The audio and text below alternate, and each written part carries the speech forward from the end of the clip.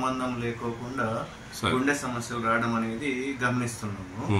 ఇవి రావడానికి గల ముఖ్య కారణాలు ఏంటి అంటే, ఒకటి వ్యాయామం లేకపోవడం, అంటే బాడీకి కావాల్సినంత ఎక్సర్సైజ్ లేకపోవడము.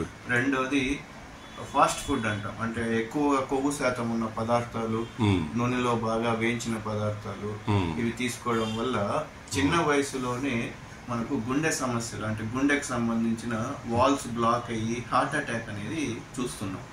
సో ఇవి ఎలా గమనించాలి, ఎలా వీటిని మనం అరికట్టాలి అంటే, ముఖ్యంగా ఏదన్నా మీకు లక్షణాలు వచ్చినప్పుడు, అది ఛాతిలో నొప్పి కావచ్చు, దడ కావచ్చు, ఆయాసం అనిపించడము, ఇలాంటి లక్షణాలు ఏదన్నా ఉంటే వెంటనే మీ దగ్గరలో ఉన్న హాస్పిటల్కి వెళ్ళి ఈసీజీ అంటాం, అంటే గుండెకు సంబంధించిన ఒక చిన్న పరీక్ష.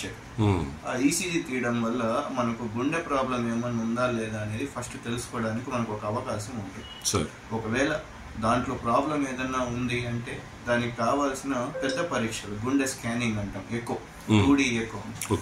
ఈ రెండు పరీక్షల్లో మనకు సుమారుగా గుండె సమస్య అనేది ఉందా లేదా అనేది నిర్ధారణకి వస్తుంది.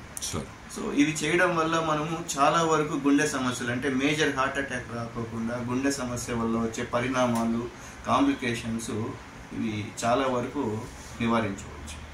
ముందస్తుగా తెలుసుకోవడం వల్ల చాలా వరకు దానివల్ల వచ్చే ప్రాబ్లమ్స్ చూస్తుంటాం కదా, సడన్గా కుప్పగులి పడిపోయారు, బీపీ డౌన్ అయిపోయింది, ఇలాంటివి జరగకోకుండా మనం అరికట్టడానికి అవకాశం ఉంటుంది. రెండోది, మనము ఒకవేళ గుండె సమస్య మనకు ఆల్రెడీ వచ్చింది అన్న వాళ్ళు తీసుకోవాల్సిన జాగ్రత్తలు, పాటించాల్సిన నియమాలు ఏంటి అంటే, టాబ్లెట్స్ అనేది డాక్టర్ చెప్పిన పరంగా ఒక రోజు కూడా మిస్ చేయకోకుండా వాడాలి. రెండోది, క్రమం తప్పకుండా రెగ్యులర్ చెకప్స్కి రావాలి. అంటే ఒకసారి మందులు రాసిన తర్వాత అవే జీవితకాలం తీసుకోవాలని ఏమీ ఉండదు. సో మార్చుకుంటా ఉండాలి, తగ్గించుకోవడం, పెంచుకోవడం, అవసరాన్ని బట్టి మార్చాల్సి ఉంటుంది, కండిషన్ బట్టి. వ్యాయామం అనేది చాలా ఇంపార్టెంట్. రోజుకి 30 నిమిషాలు ఫిజికల్ యాక్టివిటీ, అంటే నడక కావచ్చు, ఫాస్ట్గా నడవడము, లేకపోతే ఏదో ఒక ఫిజికల్ యాక్టివిటీలో ఖచ్చితంగా ఇన్వాల్వ్ అయి ఉండాలి. నూనె వస్తువులు, నూనె పదార్థాలు వీలైనంత వరకు తగ్గించాలి. ఇవి పాటిస్తే చాలా వరకు మనకు గుండె సమస్యని ఎర్లీ స్టేజెస్లో గుర్తుపట్టడానికి, అలాగే ఉన్న సమస్యని కంట్రోల్లో పెట్టుకోవడానికి మనకి ఎంతో పరంగా ఉపయోగపడుతుంది. తర్వాత సార్, ఇప్పుడు తీసుకోవాల్సిన ఆహారం విషయంలో ఏ విధమైనటువంటి ఆహారం అయితే హెల్తీగా, ముఖ్యంగా ఇలాంటి సిమ్టమ్స్ ఏదైనా కనపడినప్పుడు తీసుకునేటివి కూరగాయలు కావచ్చు, ఫ్రూట్స్ కావచ్చు, అవి ఏదైనా చెప్పండి. డైట్ మనకు సాధారణంగా గుండె సమస్య రావడానికి గల కారణాలు అంటే వాడే నూనె అంటున్నాం. ఈ నూనె వస్తువుల్లో మామూలుగా నూనెలో బాగా డీప్ ఫ్రై అయిన వస్తువులు ఏది కూడా తీసుకోకూడదు.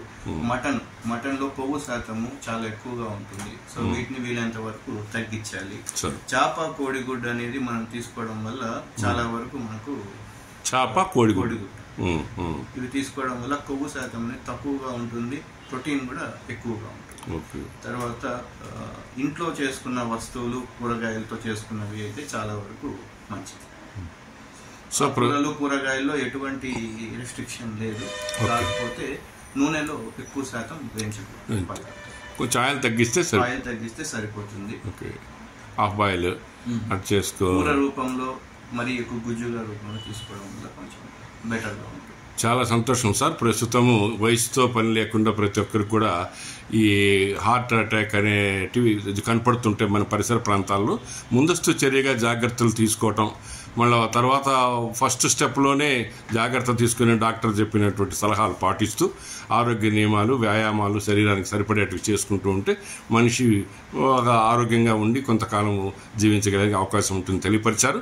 ఈ క్యాంపు సందర్శించిన తర్వాత, మన ఝాన్సీ హాస్పిటల్కి వచ్చిన తర్వాత వీలైనంత వరకు ముందస్తు జాగ్రత్తలు తీసుకుంటే ప్రతి ఒక్కరూ చెప్పండి సార్. ఇప్పుడు అదే ఇంతవరకు మనకు డాక్టర్ మహేష్ గారు, cardiologist Mahesh Reddy. So sir దీనిలో నిపుణులు కాబట్టి మణిపాల్ నుండి చేసి చెప్పండి సార్. మణిపాల్ ఎంతకాలం పనిచేశారు సార్? 4 years పనిచేశాను Manipal hospital. Okay. Kasturba medical college అంటారు, ఓకే, మ్యాంగ్లూరులో. సో అక్కడ పనిచేసి వచ్చిన అవును, చాలా ఉన్నాయి ఎక్కడ చూసినా మణిపాల్ మాన్యువల్. సరే, చాలా సంతోషం సార్. మీరు ముందస్తుగా ఈ వివరాలు తెలియపరిచి ప్రజల ఆరోగ్యం పట్ల కొంచెం శ్రద్ధ చూపేట్టుగా వచ్చినందుకు ధన్యవాదాలు సార్. నమస్కారం.